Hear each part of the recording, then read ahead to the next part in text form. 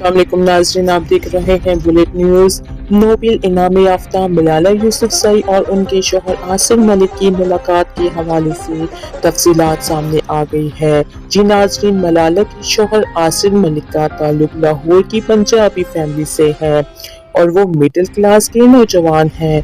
उन्होंने बताया मलाला और आसिर मलिक की मुलाकात 2 साल पहले उस वक्त हुई जब पाकिस्तान और न्यूजीलैंड के मैचेस जारी थे। उनका मज़ीद कहना था कि आसिर मलिक मुल्तान सुल्तान के जनरल मैनेजर ऑपरेशन थे। उनकी मलाला से 2 साल पहले दोस्ती हुई थी और पिछले कुछ महीनों से आसिर मलिक ने अचानक बरतानिया जाना शुरू कर दिया था। क्रिकेट बोर्ड के लोगों को उस वक्त हैरानी का सामना करना पड़ा जब आसिर मलिक की सिक्योरिटी में गैर मामूली इजाफा हुआ।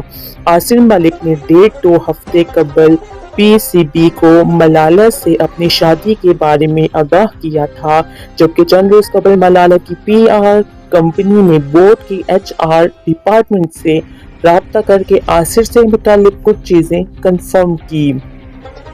उन्होंने मजीद बताया कि मलाला यूसुफज़ई की अभी रुखसती होना बाकी है, जिससे मुतालिक कहा जा रहा है कि रुखसती के बाद उनके शौहर आसिर मलिक मुस्तकिल तौर पर बरतानिया ही मुंतकिल हो जाएंगे।